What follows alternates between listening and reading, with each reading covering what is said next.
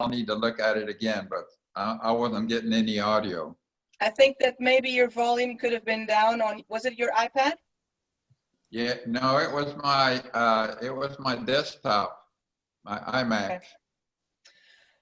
Alan, if you're still sharing, Yeah. whenever you move anything, we will still see whatever shows in that green area. That's what the advanced does. That's why I'm trying to move it over where it doesn't, where there's as little conflict as possible with the pictures.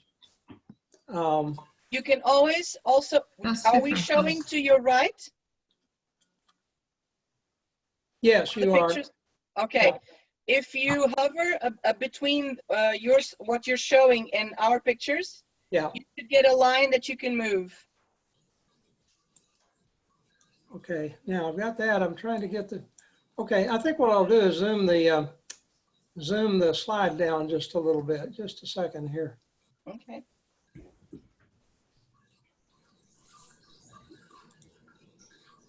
Hi, Susan. Hi, Ann. Hi, Greg. Morning. Hello, hello. I'm going to keep eating my lunch. Oh, hi, Susan. Hello. Suzanne. Hey, good to see you. Hi, Ann. And Rachel as well. Hi, Rachel. Hi, everybody. Oh, Hi, Rachel. Hey, Rachel. And Gaylord. Hi, Rachel. everybody. Hi, Gaylord. Yes, they're all muted. If you want to go back to the regular share, you can just stop the share and then share again as regular. This is perfect right now, Alan. All right. Thing is, I'm not seeing it very big. Is it filling your screen? It's filling Yes, our it is. screen. It's perfect. Good. Yes. Good. Excellent, excellent. That's what I need then. That's the beauty of the green screen around it, is Yeah. that it will fill our screens with whatever is you have on that little one on your side. Excellent, excellent. Okay. Okay, good deal. All right. I'll make sure I Rudy, can. Mim, I'm Uh-huh. passing it on to you. Everybody, you have the ability to unmute yourself if you need to. I'll mute everybody except the speaker, of course. And you can unmute yourselves at any time, okay? But it's just easier to keep things balanced. Okay. And Mim, I'll pass it on to you. Leo, Yes? we need for Ann and Rudy, of course, and JP possibly to be, well, yeah, there's definitely a part where we want him to chime in. And there are about 3 different things that Ann wants to talk about. Yeah, they're able to unmute themselves whenever they want. They need to speak. Okay, cool. Okay? Okay, All right. great. Mim, the Thank floor you. is yours. Okay, welcome. I'm glad you all have taken the time to join us. And this is another one of our first Zoom orientation for the Lions Club. But, you know, we're pioneers in every regard. So Alan has been very, very diligently putting together a slideshow as helping you.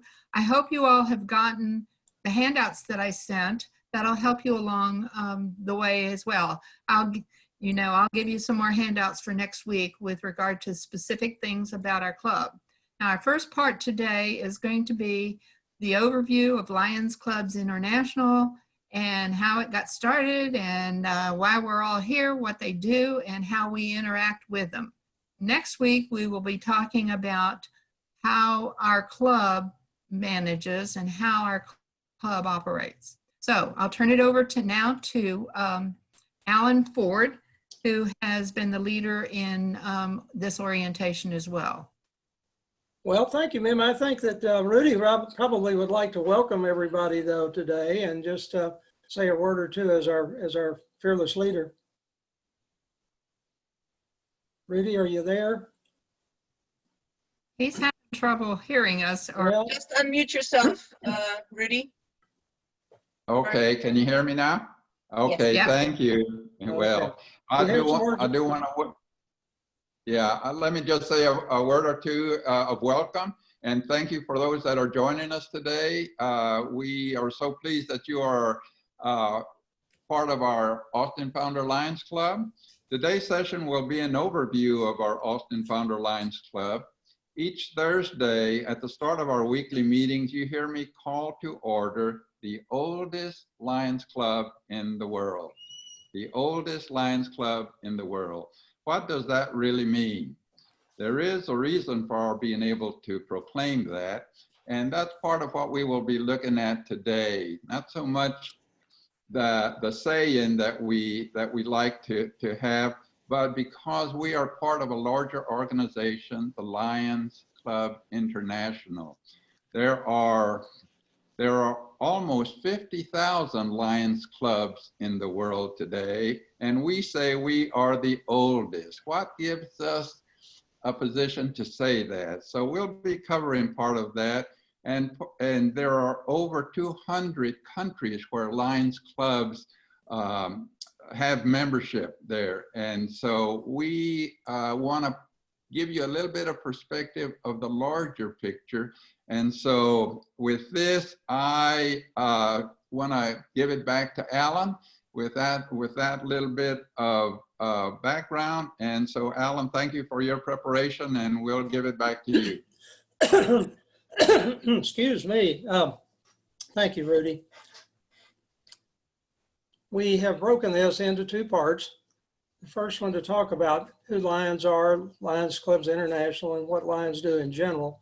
And then the second part, we'll talk about our own club and what we do and how we do it. I have been using PowerPoint for probably 25 years, and probably am one of those people who use it as a crutch. Although if you catch me reading all the slides to you, somebody please wave your hand or unmute yourself and yell at me, grab me by the neck, virtually that is. But as you can see, some people think that PowerPoint may be overdone, and let us know at any time if you're getting an overdose here. Also, as we go on, and really leading right on into the next session, the whole time we're doing this, think about why you personally joined the Lions Club. I know a lot of you joined because you had good friends or relatives who dragged you in here, but I'm sure there were some other motivations, and there are a lot of good ones. But think about yours personally, and then as we go on and you look at the opportunities that you have to serve in different ways and to enjoy fellowship in different ways, think about whether you've really covered all those. So in this first one, we'll talk about who Lions are. We'll talk about our international organization and what Lions do in the global perspective. Lions are basically just men and women who are dedicated to serving people in need. And as Rudy pointed out, I think now there are nearly 50,000 clubs all over the world, nearly 1.4 million members. And just to underscore that, about 15 years ago, my daughter was on government business traveling to the country of Mali, one of the 3 poorest countries in the African continent. She was riding from the airport into the capital of Bamako. She said everything there was brown. The ground was brown, the air was brown, the homes were brown, the sky was brown, and on a utility pole going into town, there was one of those colorful Lions Club's logos that said Lions Club meets here. So we're literally everywhere.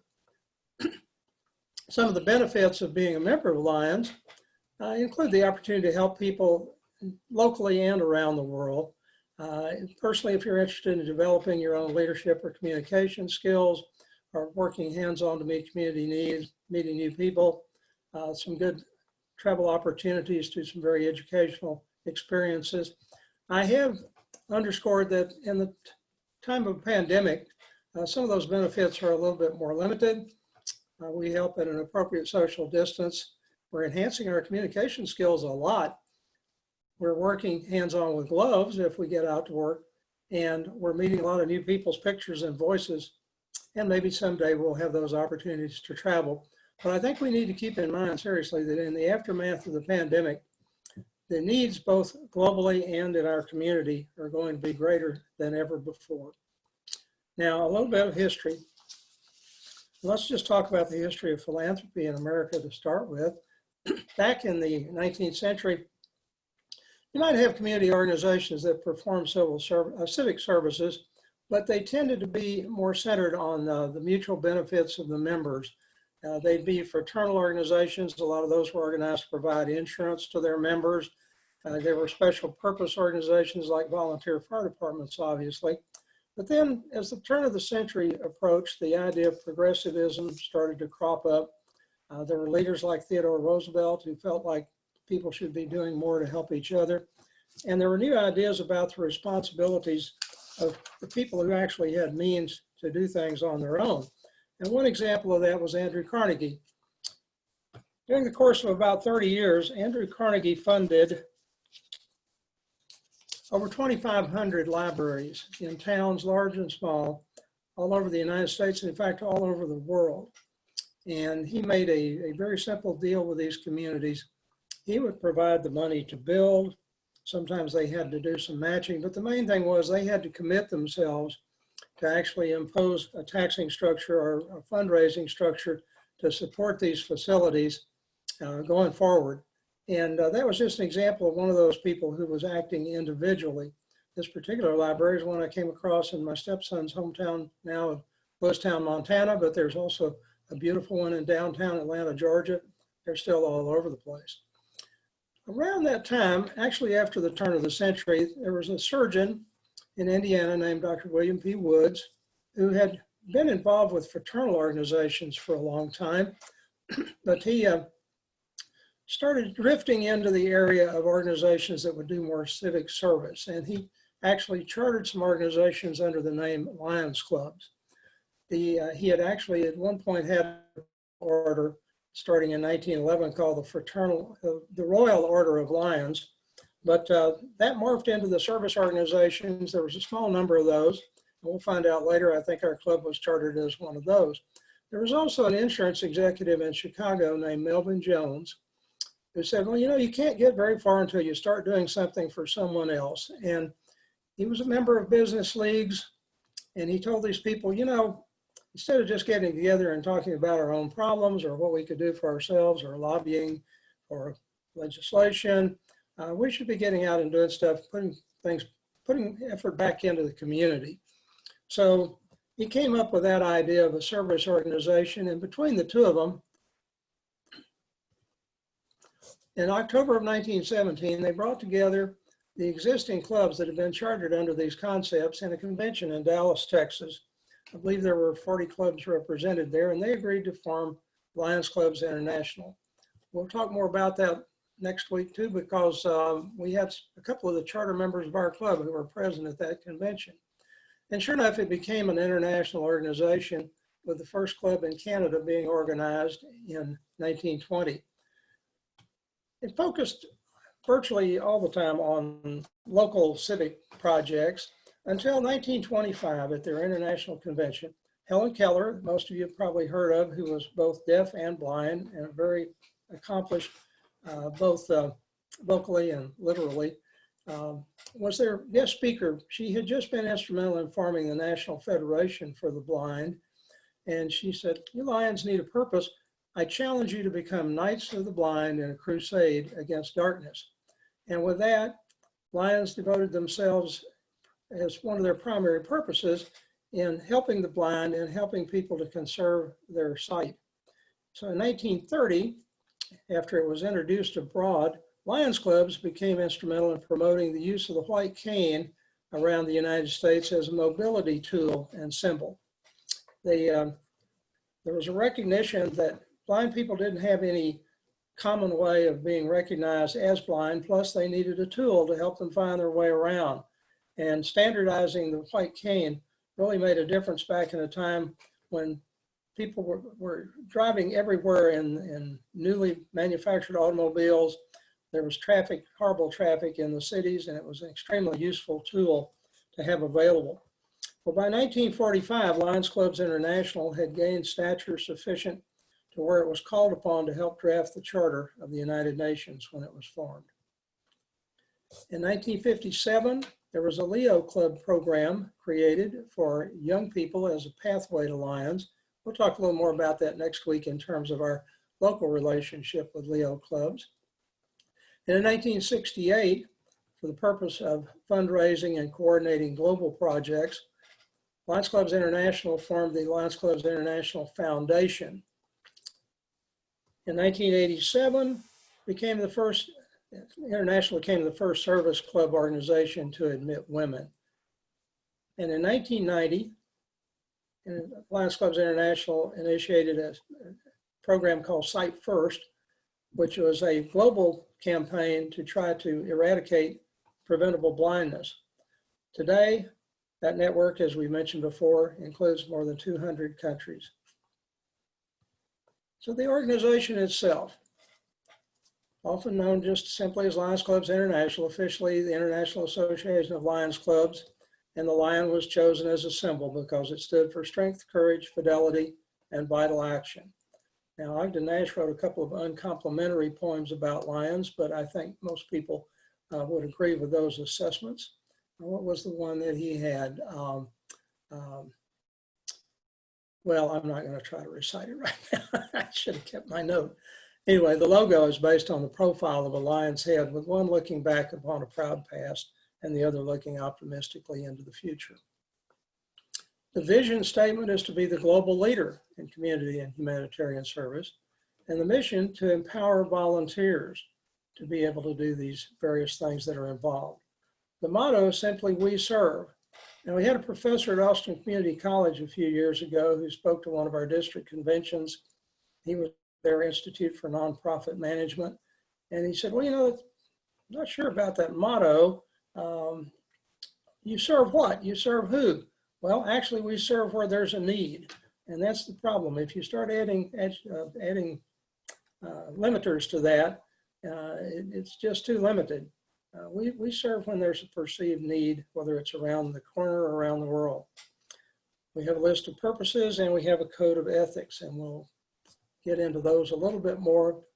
Creating and fostering a spirit of understanding, promoting principles of good government and good citizenship, taking an active interest in civic, cultural, social, and moral welfare of the community. And you'll find that reflected in the kinds of programs that we try to have, so that we are not only being educated, we're being informed, or being entertained, but especially being educated and becoming familiar with issues that might matter to the people around us.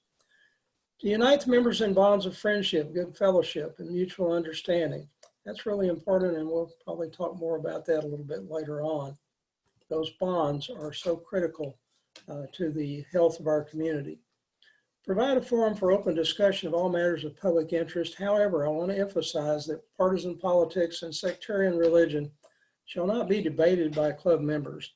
Now, that's not to say that we won't have speakers from time to time who are politicians, people who have specific points of view on things, but in general, we try to avoid any political arguments that would arise or anything that would be divisive within the club, and to encourage people to serve their community without personal financial reward, and encourage efficiency and high ethical standards, not just in our club, but all around us.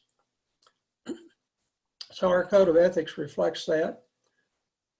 We work hard, we seek success, but we don't want to do it at the expense of our own self-respect, or take advantage unfairly of anyone else, or do anything questionable.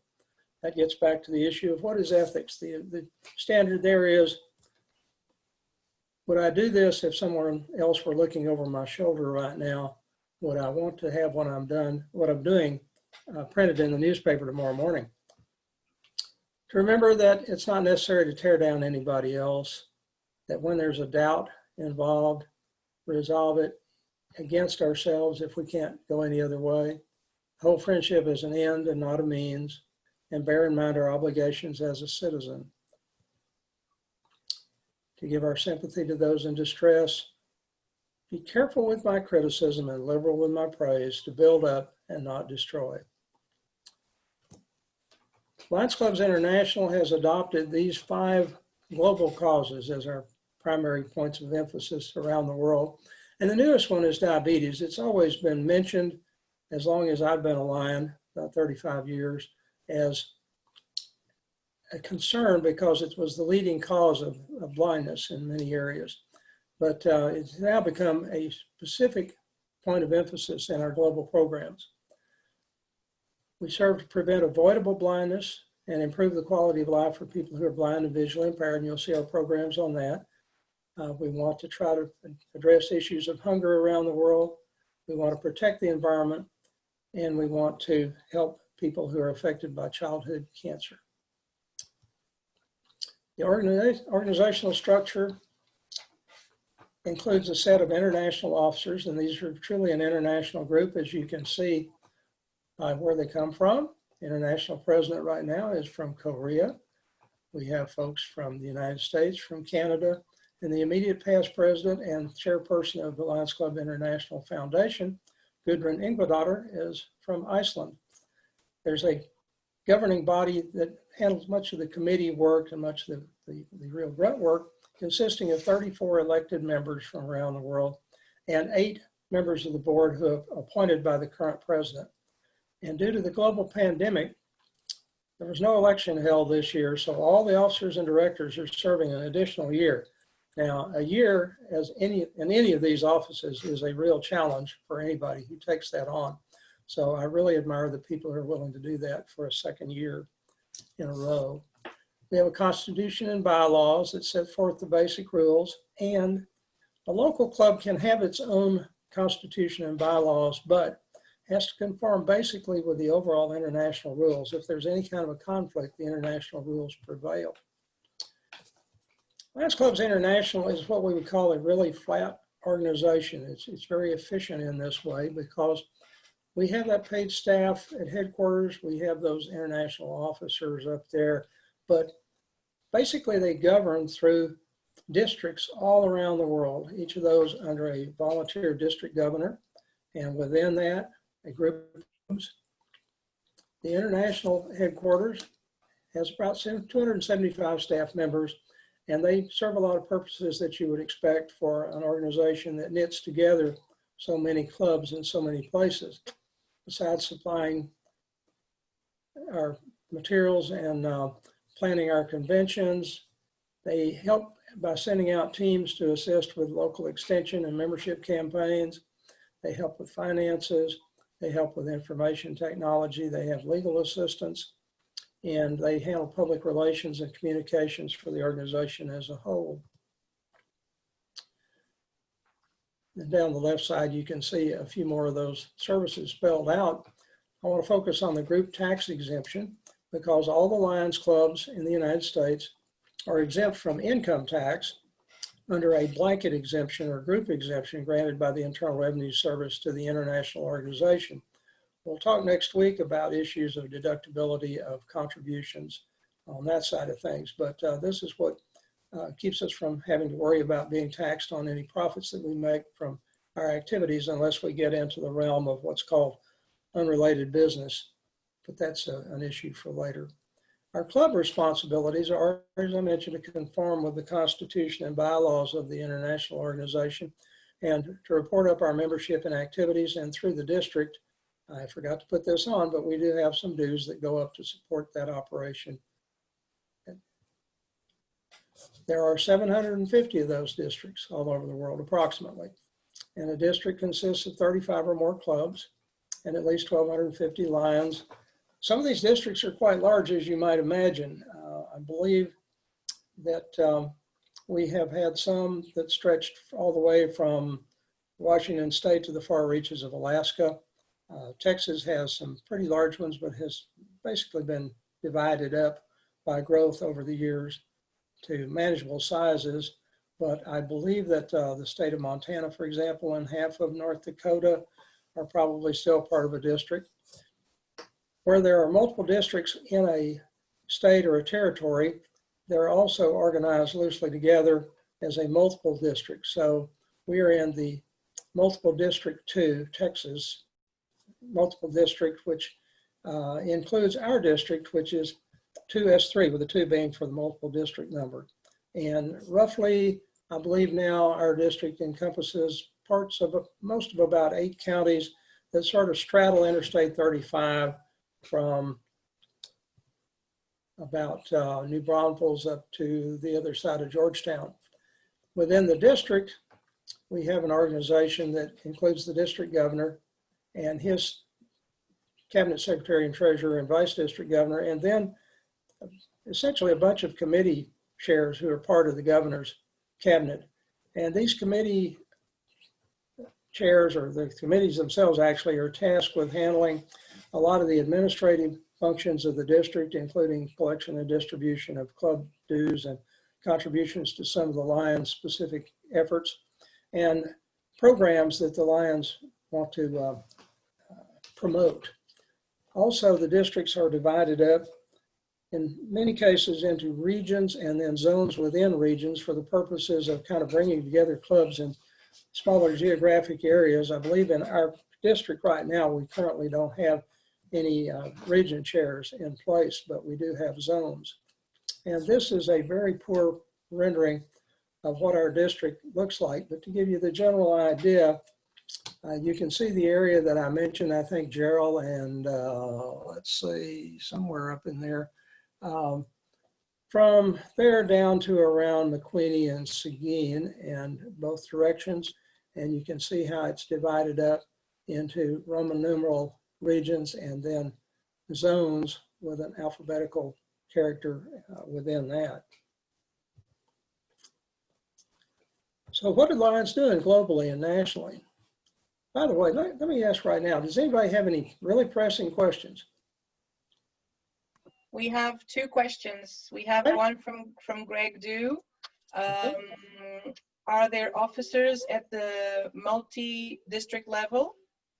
And then Ann has another question, but JP already replied to her. Is there a council chair in each of the 16 districts in Texas has a governor? Who sits on that council?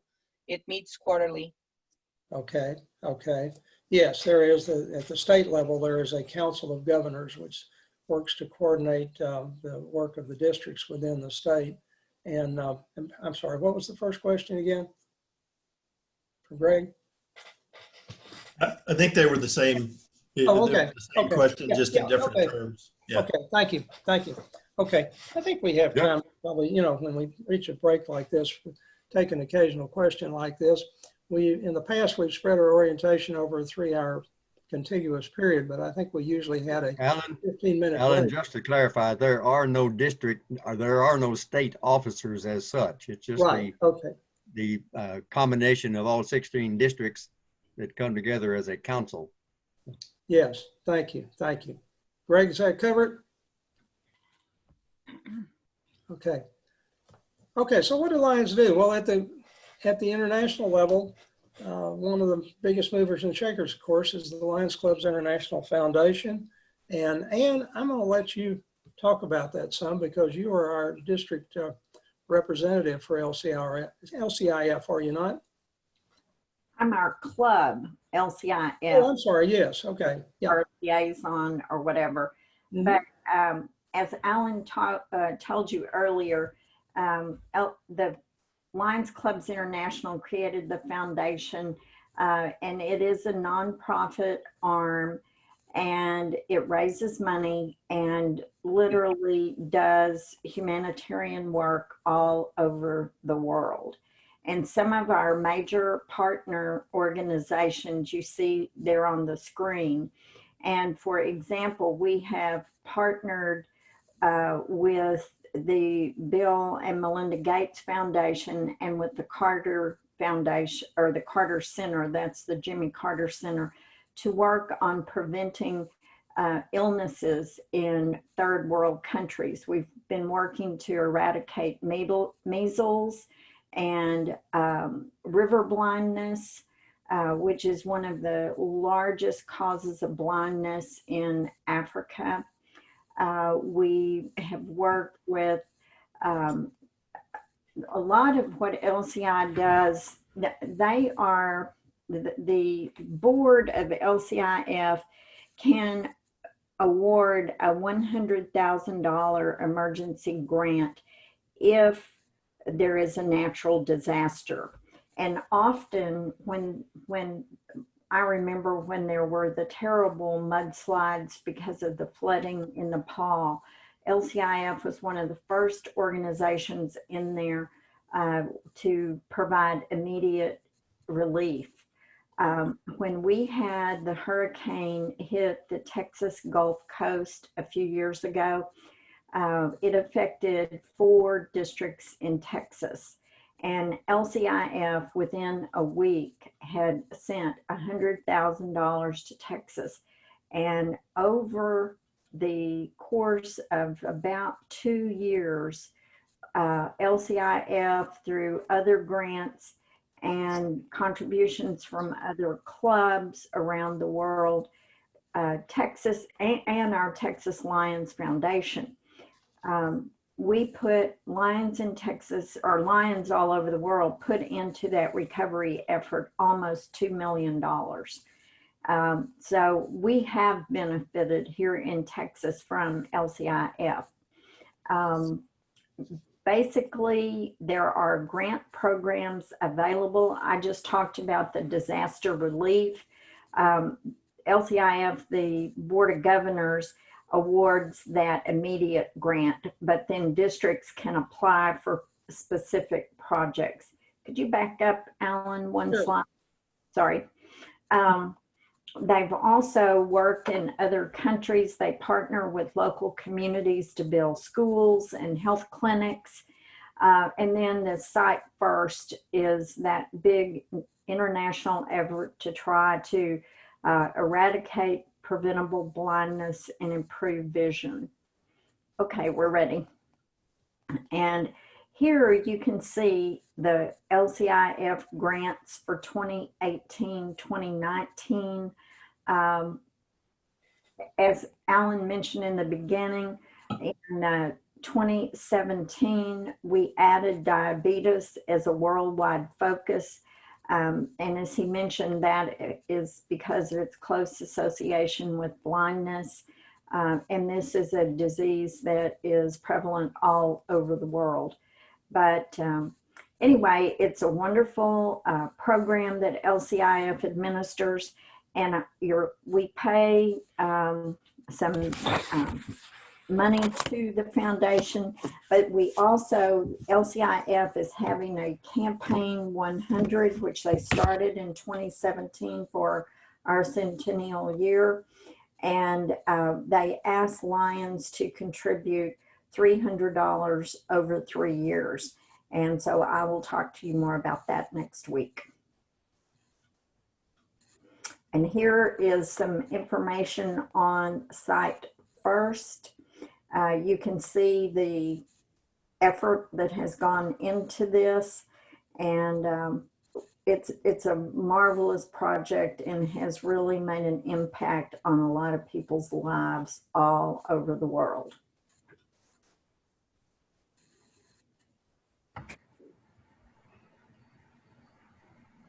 We have one question, and we also have Gaylord with a question. The question written here is, how little bitty Austin is the first Lions Club in the world 100 years ago? Can you answer that, Alan? Can we save the answer to that till next week? Next Sure. session? Sandy says yes, I believe. Okay.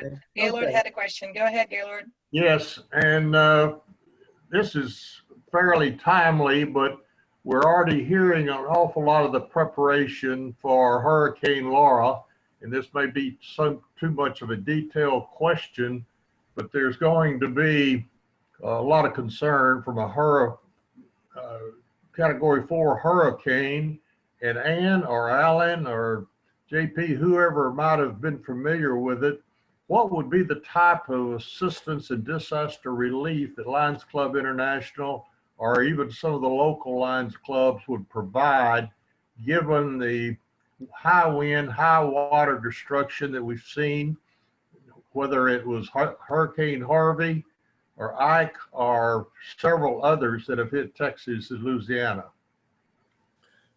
Well, Gaylord, you can sort of divide the disaster If he assistance. also has his hand up if you need any help from him. Yeah, I'll come back to JP in a second. I was just going to say you can sort of divide the assistance into the response, relief, and long-term recovery functions. You know, the first function is relief, is just get people out of the way and do things you can to conserve life and property. The response, the relief is to see that people who are displaced or damaged in some way or injured in some way are taken care of. And then long-term recovery is the rebuilding. And of course, there are opportunities in all those phases. And I can remember specifically after floods on the Guadalupe River in the Canyon Dam area years ago, Lions locally were able to get a quick grant and were distributing sandwiches to people who were working on cleanup down there. But there's always a need for volunteers really in every phase like that, but especially when you talk about the relief and the long-term recovery, because in the immediate response, that's usually the area of the trained people, the volunteers, and the professional firefighters and first responders. JP, you want to add to that? Well, I would just add, Alan, that I will speak to a little bit more directly the impact of the Texas Lions Foundation at a later point in this program. But Gaylord, to answer your immediate question, you heard what Ann said earlier by relief for Hurricane Harvey from LCIF. The Texas Lions Foundation made 18 $2,000 immediate grants, I mean, the next day, to various Lions clubs along the Texas coast who submitted a request for emergency relief. So those were immediate dollars that came into the Lions club's activities, clubs in the area that could apply them directly to the needs in the community the next day after the recovery started. So that's what the Texas Lions Foundation supplements the overall function of the Lions Clubs International Foundation. And I believe it was. Thank you. I thought this would be kind of a timely question, given what we're unfortunately likely to experience over the next couple of days. And that's very helpful. Thank you, Alan and JP. Well, I feel certain that there are clubs already on the East Texas coast that are preparing applications both for LCIF and for the Texas Lions Foundation, knowing what is coming. Yeah. And locally even, of course, we have several thousand evacuees that are in the Austin area now. And the whole model that has been used in the past for handling evacuees has been turned upside down, because you can no longer put people into what are called congregate shelters, where you have a lot of people in one place in a school or a rec center or something of that nature. And now they're sprinkled among hotels. There are all these issues of getting food and other kinds of services to those folks. And it's causing a lot of rethinking on the part of all the different volunteer organizations that are involved. I think another example, JP, I don't remember if it was an LCIF grant, but I know that the district, after the disastrous Onion Creek floods in South Austin, 2013 or 15, maybe it was 15. I know that at the shelter there were a couple of people from the district who came with Walmart shopping cards and distributed those to people who were in need. Does that ring a bell? Those that you saw were Texas Lions Foundation grants, but we also received a $10,000 grant from LCIF. Okay, yeah, okay, thank you. So anyway, really it's basically a matter of wherever you can fit in. We're not normally organized as a district to have a regular ongoing program set up for some of these things. But after the Bastrop County fires in 2011, the Smithville Lions Club, which is over in the next district, had people who went out and volunteered to work a lot on cleanup activities after that. So there's always plenty to do. It's a question of what kinds of resources you have to apply, whether your club is able to supply warm bodies, that is somebody with an arm and two fingers who can pick up and carry things, or supply funding for a particular need. We also have some programs and services that are supported by Lions as a group that are beyond our local area. And also this major program that we'll really talk about a lot next time is called KidSight USA, and it's community eye screening primarily for children. But it's a screening for eye conditions using state-of-the-art equipment that does a very rapid scan, no contact of somebody's eyes. And it's especially important for young people because it can be used on kids as young as 6 months, and it can identify degenerative eye conditions that can be corrected if they're caught early enough to preserve eyesight. And this is a very important program that we will address when we get into what our club's been doing. We also have a couple of organizations that are supported by Lions. One of those is the Leader Dog School in Rochester, Michigan, that trains traditionally has always trained leader dogs and people to use leader dogs, but it also trains people in the use of state-of-the-art GPS guidance equipment that can be used sometimes in places where you wouldn't even really want to try to get with a dog in an urban area. Some of these things are amazingly sophisticated. And there's Lions World Services for the Blind, headquartered in Little Rock, Arkansas, which provides career training in areas like computer programming and life skills training, just basic things that the blind need to be able to get around and to function. Then we have regional organizations that are supported by Lions, and that includes eyeglass recycling centers. And those are of different sizes and located in different areas around the country. I believe that Chuck Mandelbaum managed one of those in the Northern Virginia area. And there's Alan, can I interrupt you a little bit? Yeah. I'm not sure if you've seen the comments or seeing us all of No, us. I haven't been able to see the chat. Okay, you need to click on the chat, but if not, it's not necessary. You're doing fine. I keep telling you. It's just that Greg just said that he's a puppy raiser and ambassador for the Leader's Dog for the Blind. If you want him to speak a little bit about that. Oh, okay. Yeah, Greg, you want to tell us very quickly a little bit about the puppy raiser thing, because I've met people who've done that and they've said it's been such a rewarding thing to do. Oh, you're muted. Working on it. There we go. Took a few clicks. That's a dangerous request. I could talk for a long time about it. I just thought I'd mention it and be happy to talk about it at some other time. I don't want to throw us too far off schedule, but it's been a really rewarding process, learning a lot about leader dogs at the same time as learning a lot about raising a puppy and the different ways that you raise a puppy for service as opposed to a family pet. So at sometime in the future, we'll introduce Daisy and spend more time talking about it. But it's a great organization that I'm very impressed with. Well, thank you. Yes, you know, we've had a program on that, and it's been quite a few years since we've had anyone come and talk about puppy raising. But I remember distinctly the lady brought a nice rambunctious black lab that almost knocked me off my feet. So yeah, we'd love to do that sometime. We'd love Her to. name was Sandy Griffin from Abilene. Yes, yes, she had done that for years, hadn't she? About 13 consecutive years, yes. Right, definitely. Yeah, Rachel is saying that maybe we could even have a program just dedicated again to leader dogs, if we could think about that. Okay, well, we need to grab on to Mac about that. Yeah. I think that's already in progress. Good. Excellent. Okay, now the next area is something that I would like for Ann to say a few words about. We want to introduce you to the idea that this exists and what it's there for, and we'll talk about how our club supports it at the next session. But Ann, would you like to say a few words about the Texas Lions Camp? I would love to.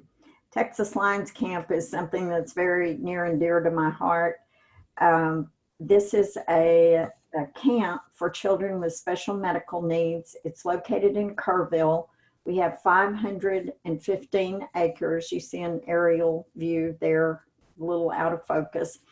And it's a very exciting time for Texas Lions Camp because we are embarking on major renovations and expansion of the camp.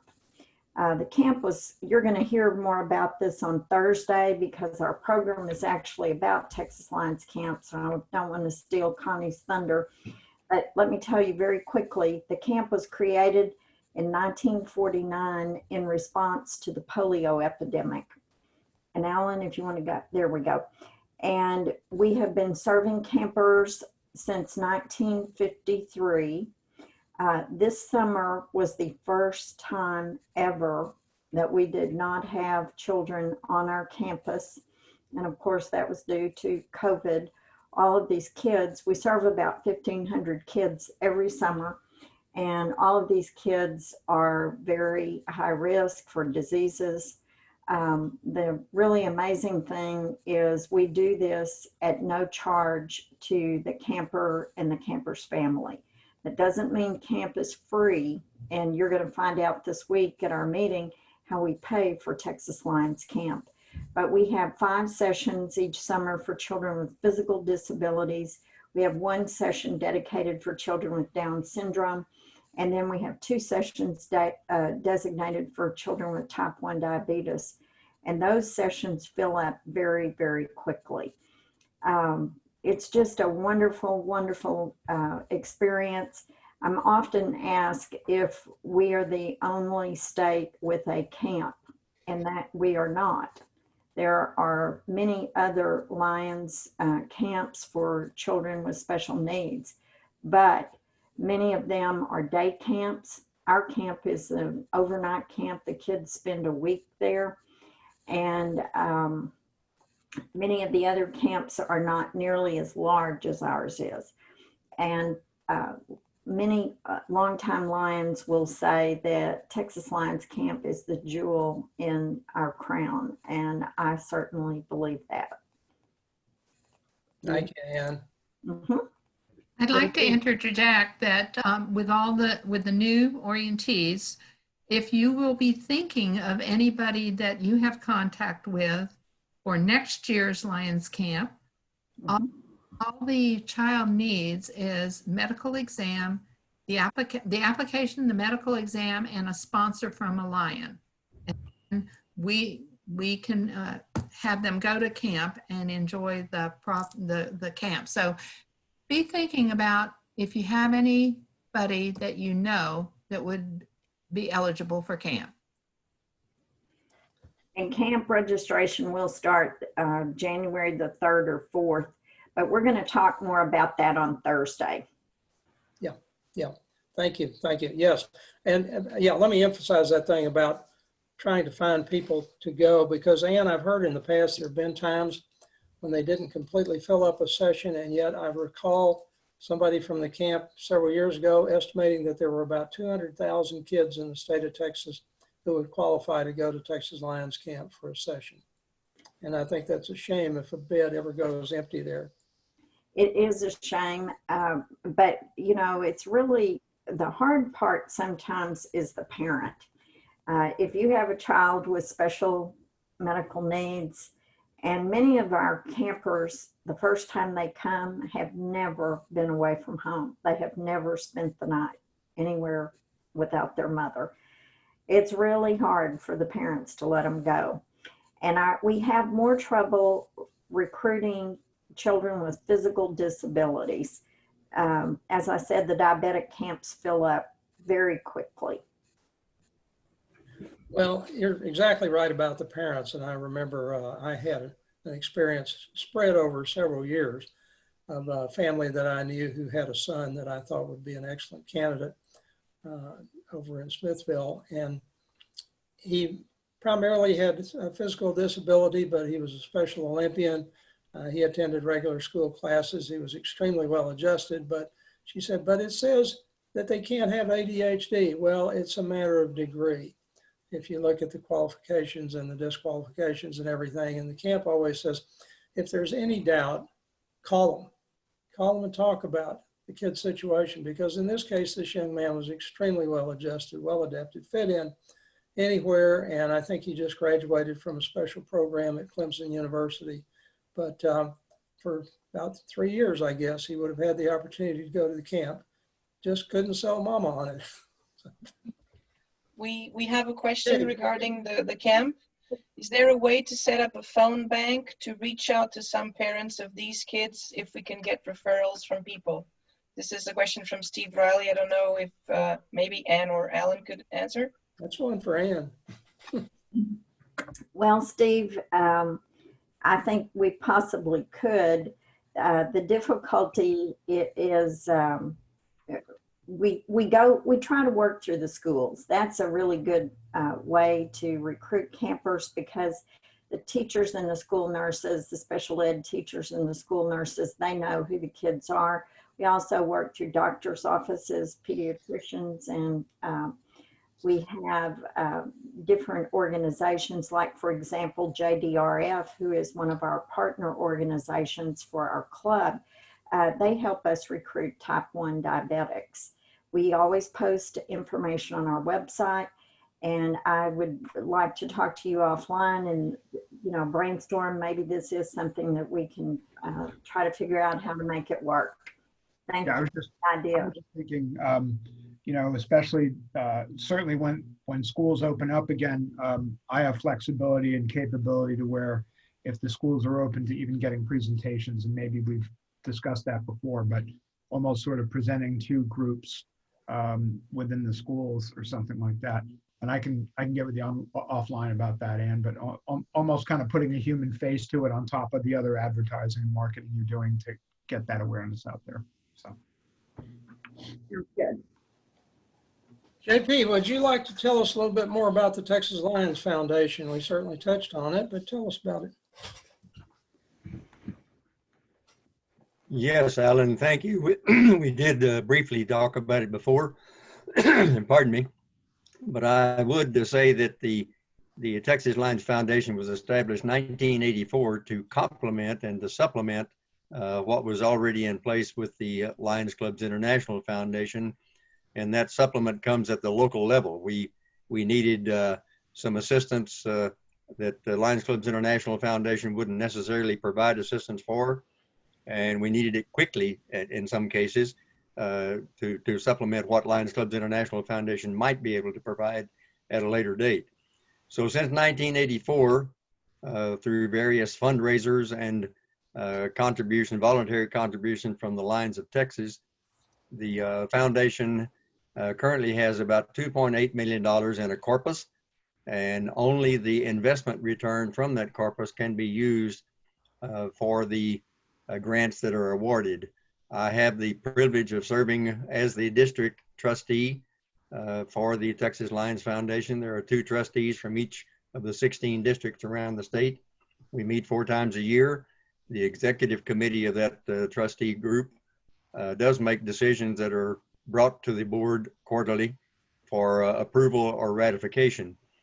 The grants consist of humanitarian grants, which are $10,000 in value, and in emergency grants, which are $2,000 in value. And as I mentioned earlier, our district has benefited from a number of those grants over the year. Most recently, the Spicewood fire in 2011 and the Bastrop Complex fire in 2011 did receive some benefit from the Texas Lions Foundation immediately. And the 2017 Hurricane Harvey, which I mentioned earlier, we got the 18 $2,000 emergency grants for that group of districts, clubs on the Texas coast. And most recently, the Canyon Lake Lions Club submitted a request for a humanitarian grant of $10,000 to assist with the development of a specialized playground in the Canyon Lake community. And that $10,000 grant was approved on June the 26th at the state convention. So dollars do come back to the district, as well as dollars spent all around the state. It's a very worthwhile project for us to continue, and I certainly look forward to that being a long-term project for Texas. Thank you, Alan. Any questions? I'd be glad to try to respond. Thank you, JP. Ann, would you like to talk about some of the opportunities for learning more about Lionism? Ann's not there. Oh, okay. Well, in that case, I'll kick it off here. There are some really fine opportunities to learn a lot more about lions, to meet lions from around the country and around the state, and learn more about what their clubs do, get ideas, learn about techniques for working with volunteers. And one of those has been the annual Texas Lions Leadership Forum, which is a series of joint sessions and breakout seminars. And traditionally that was something that would begin, I believe, with a dinner on Friday night, all day Saturday, and then a breakfast and some sessions on Sunday morning. And it was usually a bargain too. If you lived in the area and didn't need lodging, you could get all of that for about, what, $75 at most. And I think they generally gave free tuition to the first 50 or 100 people to sign up. But I'm not sure what the future of that will hold. But the most recent one was back in March at the Crown Plaza in Austin, and apparently squeezed in just before the pandemic. Now, the other biggie here, this is, many people say, the greatest event in Lionism, is called the USA-Canada Leadership Forum, and it brings together Lions from all over the United States and Canada. And as you can see in the picture there, that's a stadium full of people. This is typically a really big group. And this picture actually, I need to find a way to zoom in on that, but I believe Lion Shirley Dillman, past district governor, and probably some other people we know are in that picture down there. But anyway, this year it's going to be different. It's going to be virtual. And the registration is open right now.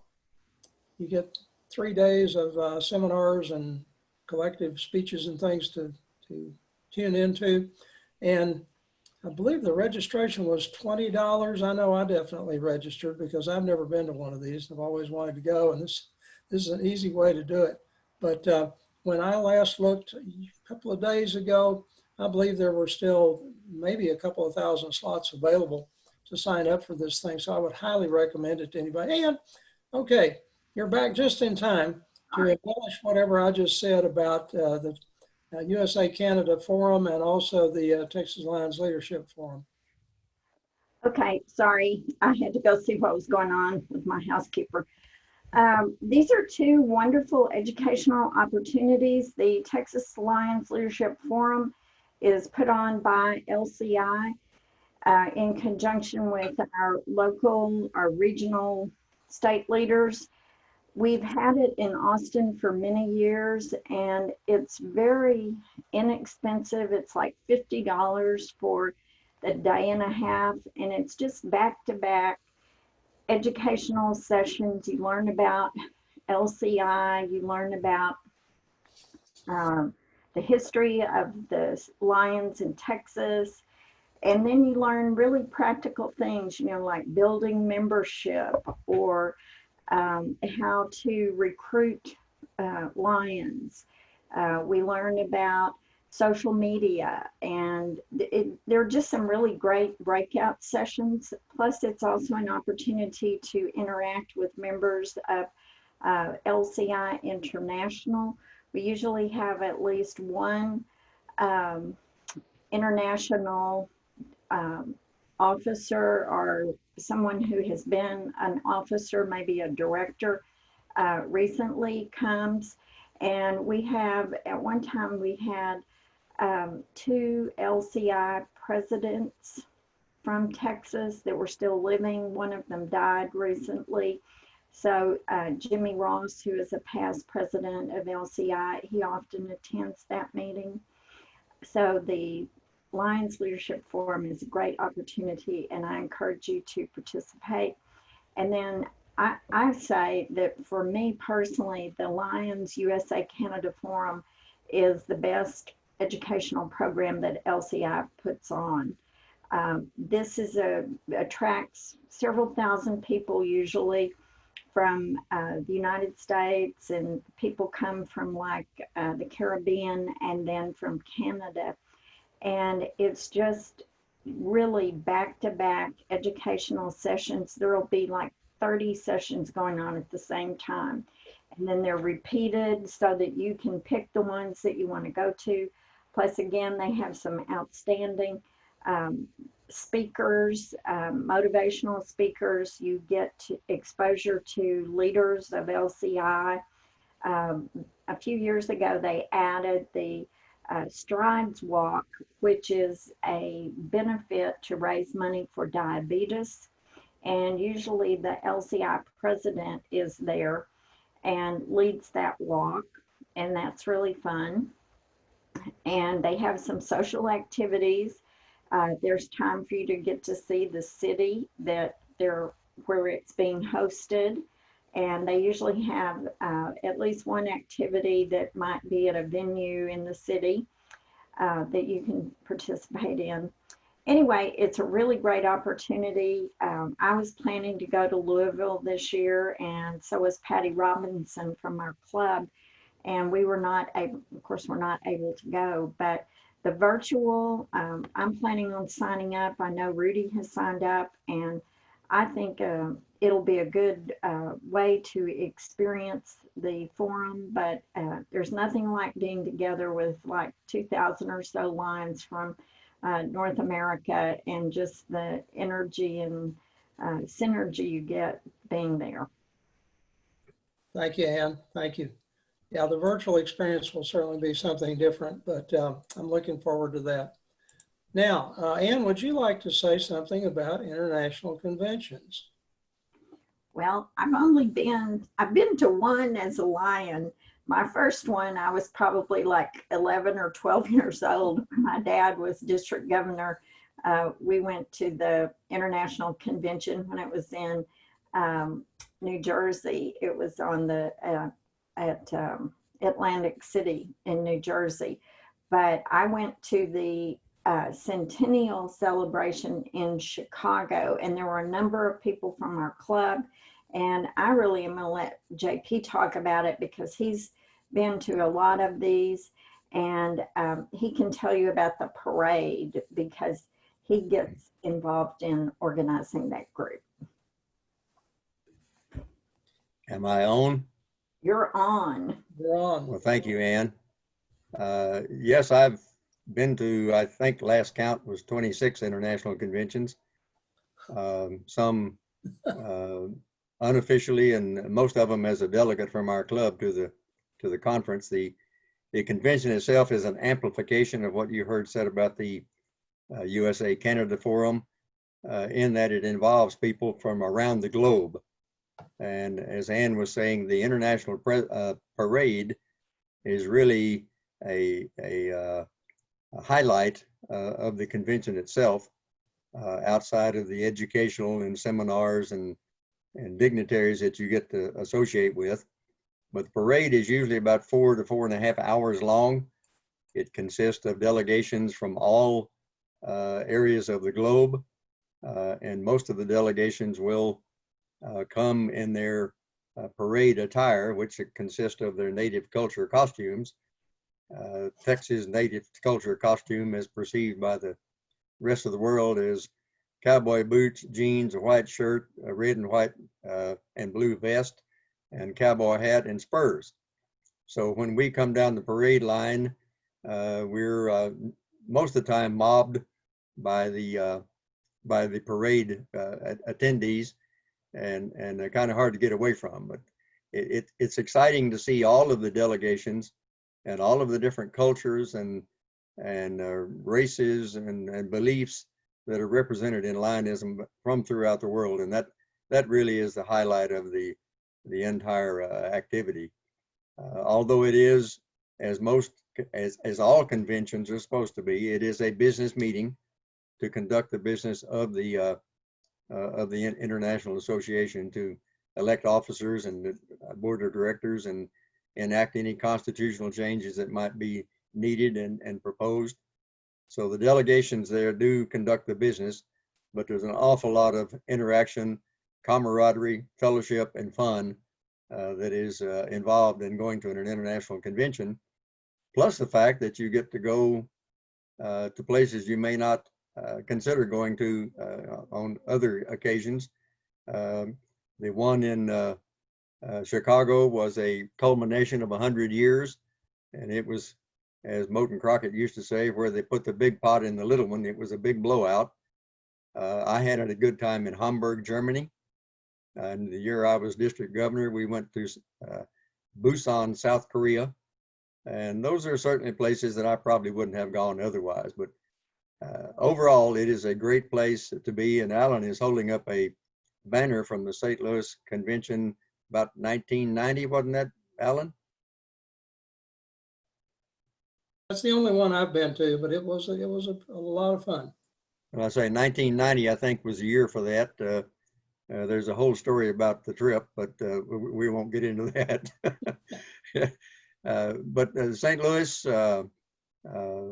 Toronto, Montreal, San Diego, Hamburg, Honolulu, Busan, South Korea, Birmingham, England. All of those are destinations that are all over the world that you get to go to. And I'll stop talking now. Well, that's okay. We love hearing from you about that. And I'm sure there are a lot of stories behind all those. And sometime we'll have to have a happy hour to tell everybody about our trip to St. Louis on Moulton Crockett's Airlines. But that is the only one I've been to. Later on, Kathy and I had registered for the convention when it was going to be in Minneapolis, I believe, and we had laid out plans for a grand RVing and camping trip through there and on up around the Great Lakes. And the Saturday we were supposed to leave, we both got the flu. But International was pretty nice about refunding our registration fees anyway. So I'm looking there pretty close at that Montreal one, thinking if things are a little safer by then, that might be a fun thing to do. Okay. Now, we also have some activities that go on at the district level and thereabouts that are worthy of mention for the purpose of coordinating among clubs primarily. And we have district conventions annually to bring the clubs together for fellowship purposes and conduct the general business like electing officers. And there are usually educational seminars there also. The next one is scheduled for May the 1st next year in Taylor. Then we have a state convention, and JP, I believe you have chaired or at least been the driving organizer of several of those, have you not? You want to tell us a little more about those? Well, I can talk a little bit about it. It is a convention in name only. There's no actual election or officers to be considered in place, but it's a joining of lines from throughout the state of Texas into one place annually to discuss things that are going on in the state. And you see there listed, the next convention is in Waco, 2021. The convention this year was a very scaled down convention up in Longview, 2020. I think Ann is the only one who made it to that convention. And 2013, we had it here in Austin, Texas. The rotation of the schedule is that each of the 16 districts get to host the state convention once every 16 years. So it rotates around the state according to the pecking order of who's next in the line for the state convention. Ann, would you like to say anything about this year's convention? Well, I'll just say I ended up not going. This was, we were just starting to open up a bit after the lockdown for March and April. And when I saw the notice that said masks were optional and that the hospitality room would be well stocked, I decided I did not need to go. So I did not attend. Well, I knew there was debate about that, but I didn't know whether you actually attended or not. I did not either. So. I did not, and it was a very small crowd. They only had, I think, about 200 people.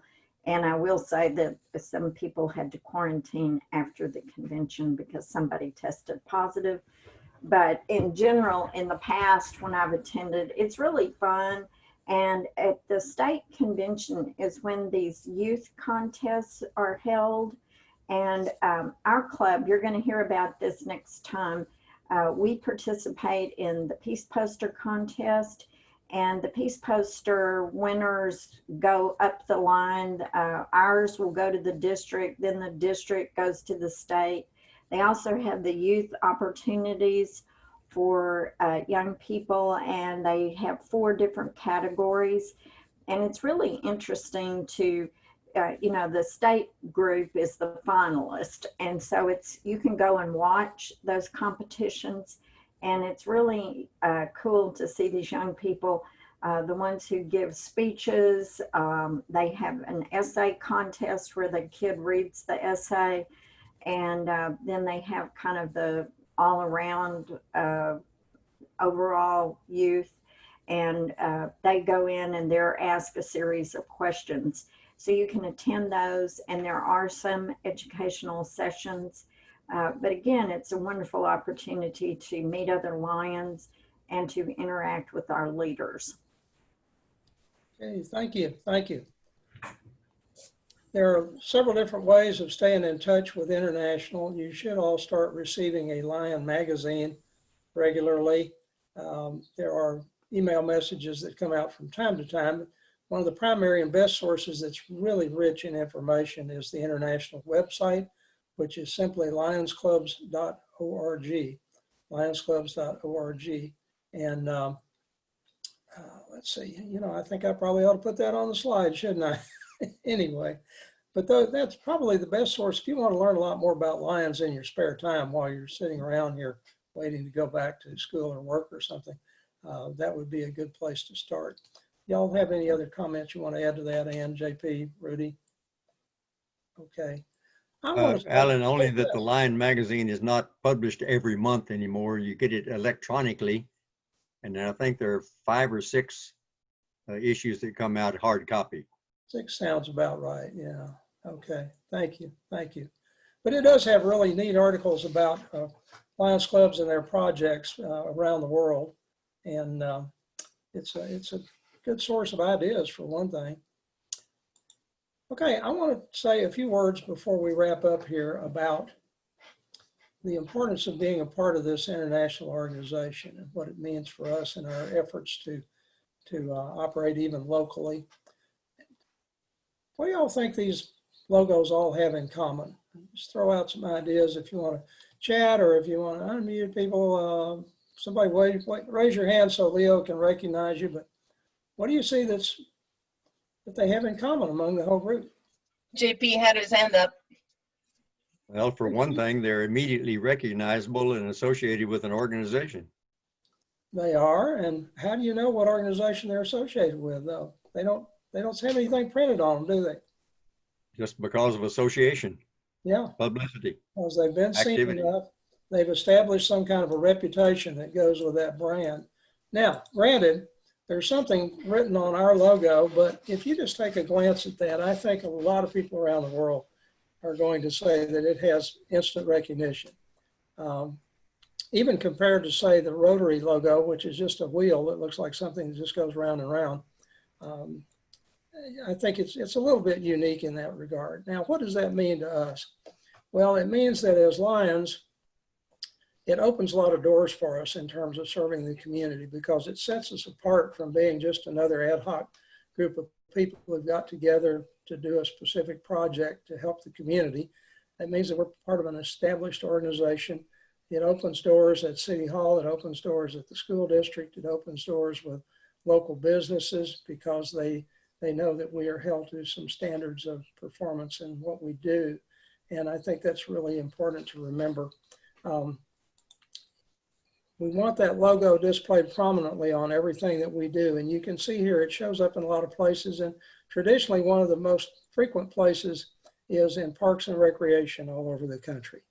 You can see a lot of examples of that here, but you can also see it on a special license plate in South Carolina.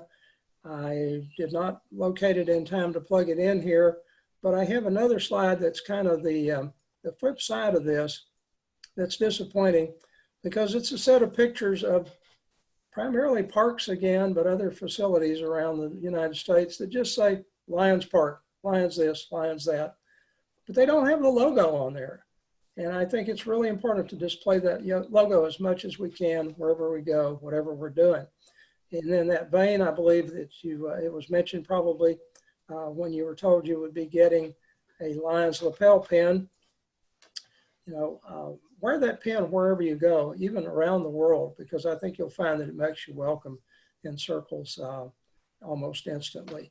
And as you are traveling, there is a directory at the Lions website where you can find out if there are clubs that you might want to visit wherever you travel. The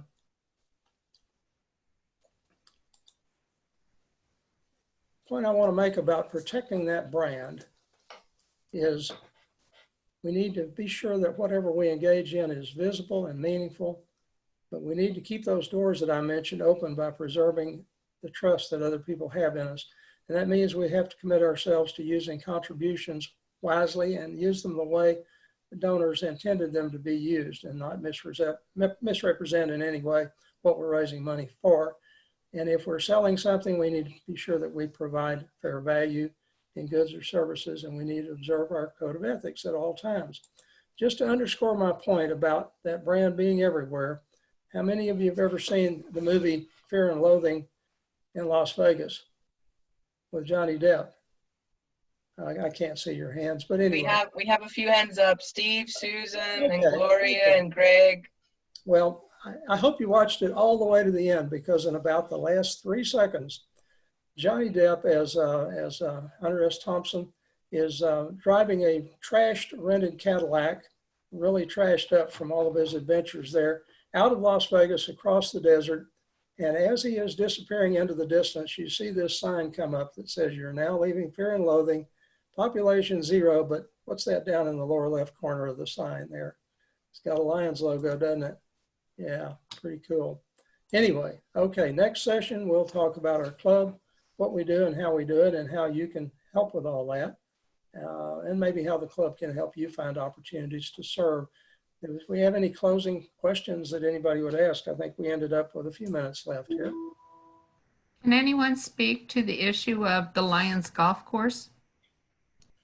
We will have some stuff about that next week if you want to get into that. You know, we can just tell you, I can tell you right now, this will, at the risk of repetition next week, but starting in about 1927, the Lions Club perceived a need for a public golf course in Austin. They approached the Board of Regents of the University of Texas about the prospects of leasing land in West Austin for that course. The Lions Club built the first 9 holes. Later on, they built another 9 holes. They built the clubhouse out there, and in 1936, they turned the lease and the improvements over to the city of Austin in exchange for the city's commitment to spend, I believe it was $70,000 to improve irrigation systems and to continue to operate it as a public golf course. The Lions did all of this by forming something, a nonprofit corporation called the Austin Municipal Golf and Amusement Association, and they issued bonds to fund it. So when they turned it over to the city at some point along the way there, they paid off the bonds. They had a ceremonial burning of the bonds on the golf course. And that is the extent of the Lions' involvement, but Lions are very proud of having produced the first public golf course in the city of Austin. And you might add, Alan, you might add that negotiations relating to Save Muni are continuing between the university and the city. And I know a former partner of mine who was, my gosh, she was a regent in 1980, in the 80s, said it was the most difficult and tenuous negotiations and battle of any issue that the regents had during his 6-year, or maybe it was extended 8-year term. But they're continuing. As you know, the city employed several development firms, and I attended some of those meetings that had incredible proposals for the huge development that was proposed at the site of Muni and other property that the city owns, I mean that the university owns through the grant, of course. And the regents always have a hard time because some of the language in the grant from the individual that granted the property to the university has some pretty difficult language about making it profitable and worthwhile.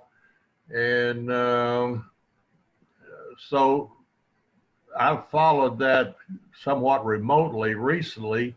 I just know that they've continued the lease for a certain number of additional months. It's others I'm sure know, but to continue to negotiate about what in the world the city and the university can finally agree to do with Muni.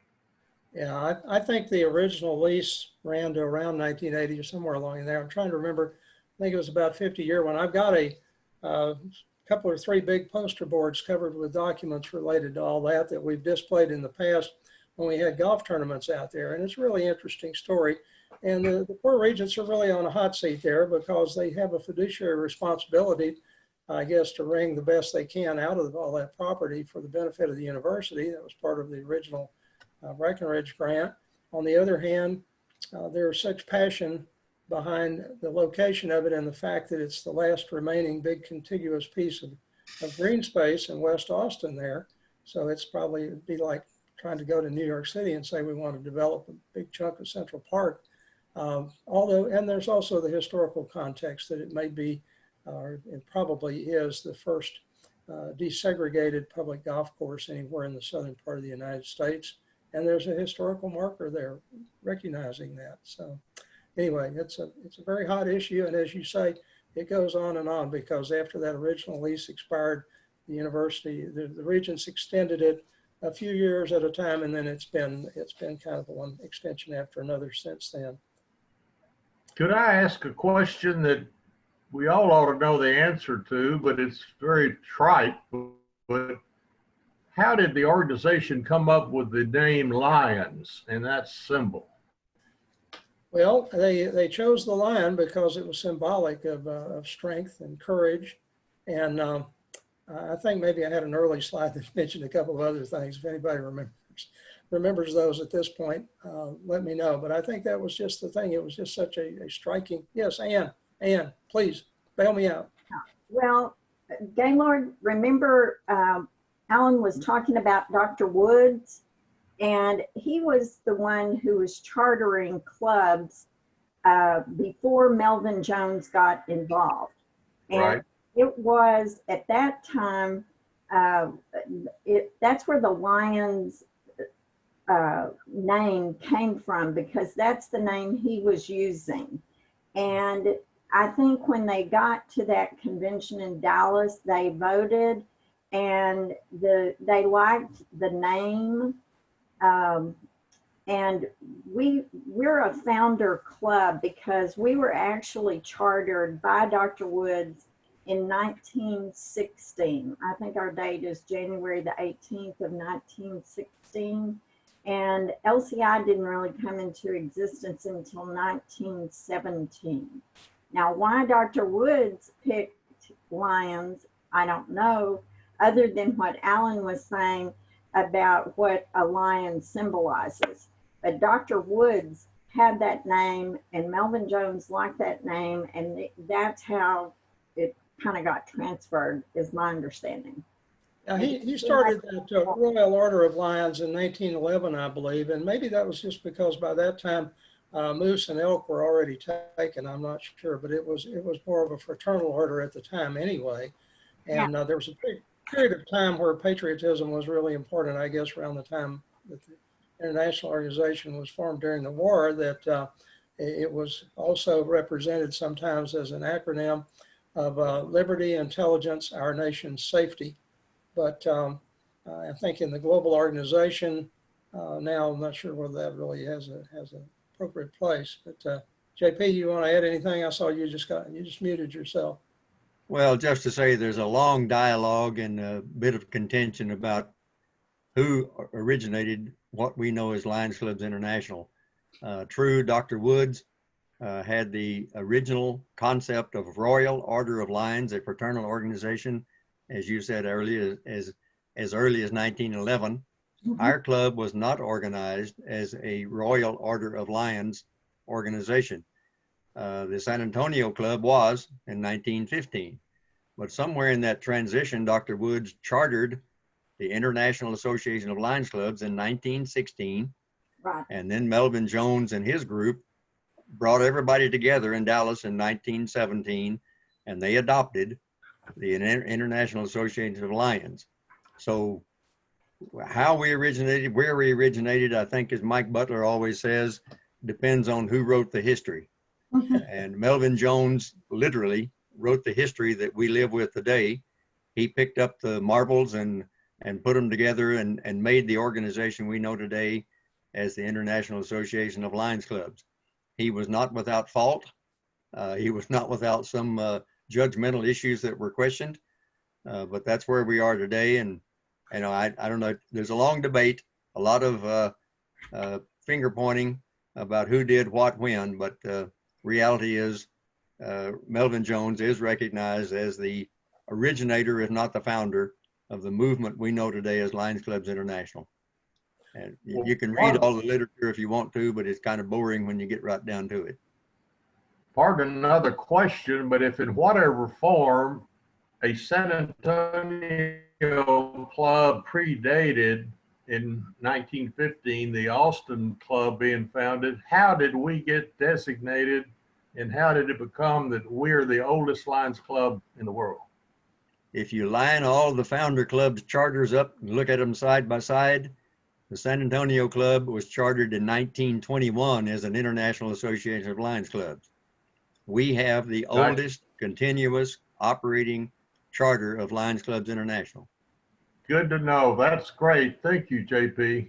Susan has asked a question. Okay, I see Mim is replying here on chat. If y'all want to look there at who are the newbies. Well, Gaylord, compared to some of us, you're sort of a newbie. Anyway, I'm glad we got that covered. I do want to mention one other thing about the global nature of the organization. We've had a tradition when traveling of taking banners if we go to visit another club and exchanging banners with them. And correspondingly, we have had people come to visit us from around the world and bring us banners. And I just looked on my screen here and realized I've got one back here from our 75th anniversary year that's representative of the type of banner that I'm talking about. But at one time, when we had an office in South Austin, a rented office, we had accumulated well over 200, I believe, banners from clubs all around the world. And somehow along the way in the course of a move, there were a couple of boxes where I had carefully taken those down and layered them in paper and put them away, and they have disappeared over time. Yeah, there you go. Gloria's got one, and that's a more recent one, right? Is that the Centennial one? I believe it is. Anyway, if anybody has any ideas where else we could look for those things, but I just want you to know that sometimes it's a special pleasure to have visitors like that and to be able to exchange banners with them. And actually, one time during the year that I was president, we had two visitors who were at the University of Texas for a conference. One of them was a colonel in the Wehrmacht in the German army and was a professor at the German Military Institute in Munich.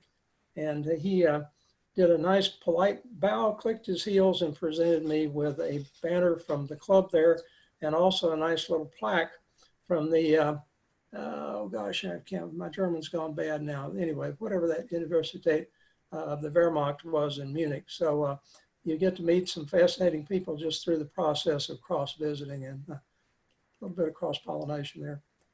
Okay. Well, I'd like to bring this to a bit of a close. We're doing very well. I'd like to thank all of the new orientees, Greg and Suzanne and Rachel and Steve and Gloria and Sandy and David. You all have been so polite and so welcome and very, very attentive. I hope this serves your needs and I hope you'll be back next week. So, and thank you, Alan, JP, Ann, Rudy, and especially Leonore. I'm signing off. Thank you, everybody. All right, thank you. Bye, be safe. This will be recorded as well. If you need to get back to it, I'll share the link afterwards so you can read it again. Hello, Susan's friend. Goodbye. It was very nice and very informative. See you next week or tomorrow. Okay. Thank you. Leo, have you got a second? Let me just finish the recording. Yeah, okay.